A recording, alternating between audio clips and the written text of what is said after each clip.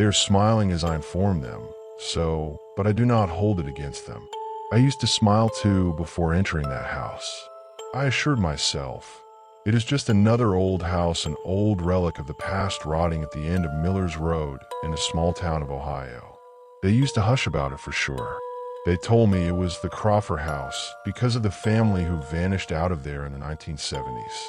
No one in town would go near it at night, and even then in the daytime the neighbors crossed the street rather than passing by its obscene porch. But me? I thought it was just another ghost story. My name is Daniel, and I want you to know something before I start. This is not some made-up story that's been concocted to scare kids.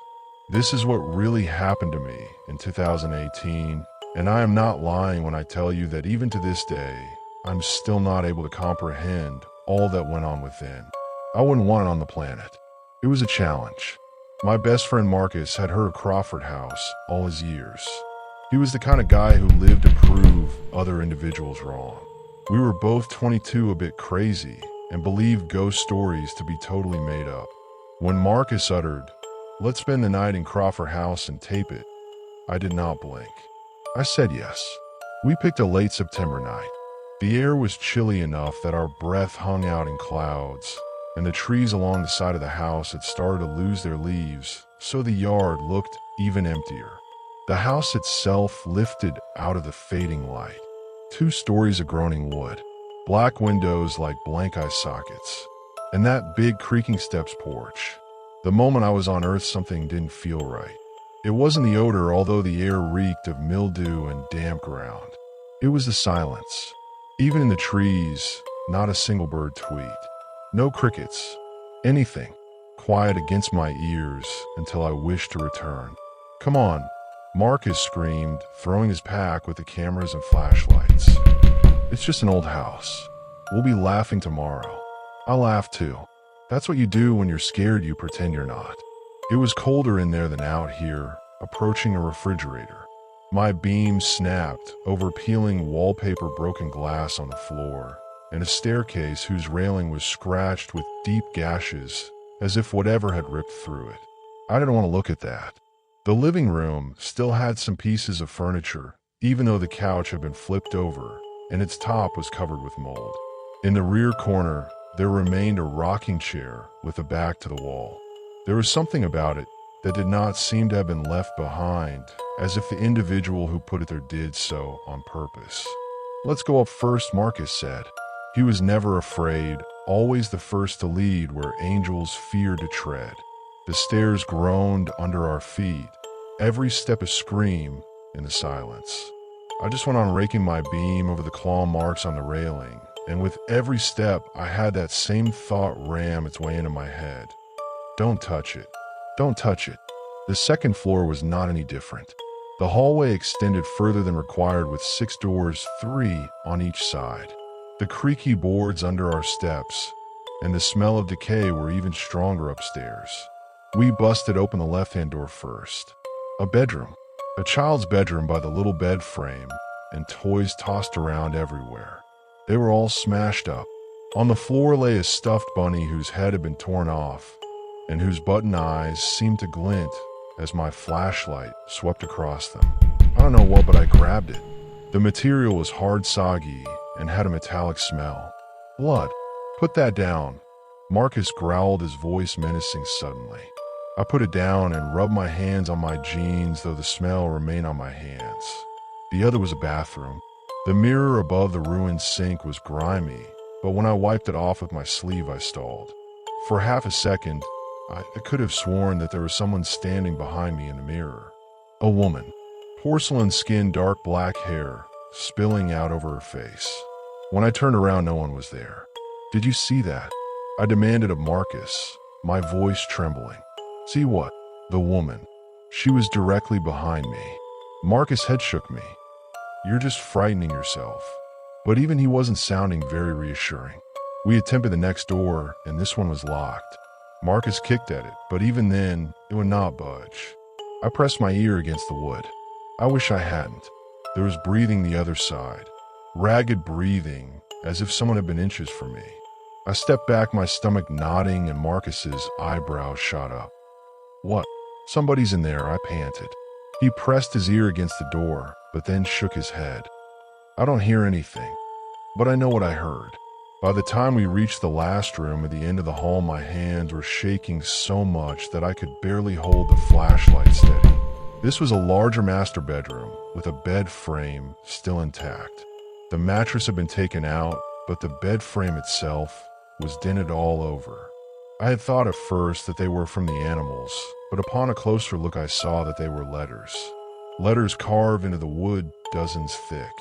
The same words over and over. Get out, get out, get out. I looked at Marcus, my mouth dry. We have to go. But Marcus shook his head. Not yet. We haven't even explored the basement. The basement, where you always said never to go. I should have said no. I should have gone, but I didn't. I followed behind him downstairs to the kitchen, my stomach dropping in altitude with every step downward. The basement door lay in the back of the kitchen. It was wet and puffed full of water, and Marcus had to slap his shoulder against it a few times before it creaked open. The stench hit us immediately. Rot mold and something sour and undoubtedly human, like old sweat and rot. The stairs down were steep, and the beams overhead were so low that I had to duck. My flashlight hardly cut through the gloom. Every step we made sounded as if the basement was bigger than the house itself. At the bottom I could see it was. The basement was below the level of the house. The walls were not concrete but filled with dirt and had tunnels that led off into darkness. And then we heard it. A laugh. Not a loud out front one. A low husky one that sounded like it came from somewhere way down in the tunnels. Marcus stiffened. You heard that too? I nodded, too scared to speak.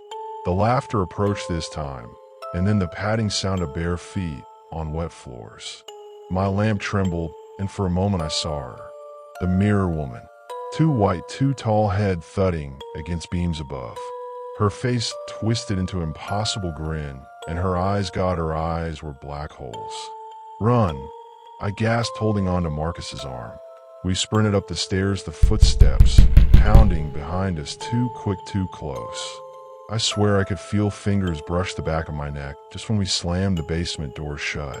But it wasn't finished, because when we faced around, the rocking chair in the living room wasn't propped against the wall anymore.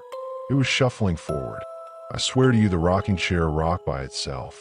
When we arrived, it was turned around from the wall like somebody had sat there years ago, and they just left it there. Now it was turned around facing us, sitting in the middle of the living room, and it was rocking. Slowly. Back and forth. Back and forth. I just stood there. Marcus, usually so confident, finally blanched in the face. That wasn't like that before. We didn't want to have to walk around it, but we had no choice. The front door was behind the chair. Don't look at it, I whispered. Just go. We crept forward slowly, the chair groaning with each step. My flashlight trembled in my hand, and I waited anxiously for that shadow of the basement to re-emerge to catch us from the side. But the house was silent, except for constant creaking of wood. When we reached the door, I attempted to turn the handle. It wouldn't budge. I pulled again, my fear growing, but it seemed as though the door had been nailed. Try it.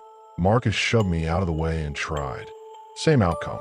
The chair creaked harder, and now I could hear something else as well, the sound of breathing. Not ours. Deep, rough, and right behind us. I spun around. She was at the bottom of the stairs. The woman. Same height, same woman with wet, seaweed-like hair dripping wet down all over her, her smile dividing her face in two. Her head slowly, abnormally tilting to one side as if her neck would break. Marcus shoved a chair out in front of the room and wedged it into the front window. Glass exploded out, showering onto the porch. Before you know it, we crawled through, cutting our arms and legs on the glass. But neither one of us counted. We jumped on the porch. Then we rolled into the ground, running for our lives. Because they were. We hadn't waited long enough for us to be out on the highway, some 9/10 of a mile from gasping for breath under the faint light of a street lamp. Neither of us had said anything in what felt like an eternity. My chest hurt, my skin tingled with abrasions, but all I could think was about that smile. Marcus piped up. We don't say anything. Ever. Right? I nodded. At that point, I wanted to forget. But forget I could not. That evening when I returned home, I attempted to clean the dirt and dry blood off my body. I glanced in the bathroom mirror, gazing at the figure I was staring at. My face was as pale as my eyes were wide in amazement. I didn't know who that was. But as I snuck up nearer, I caught sight of something that made my blood freeze. Handprints.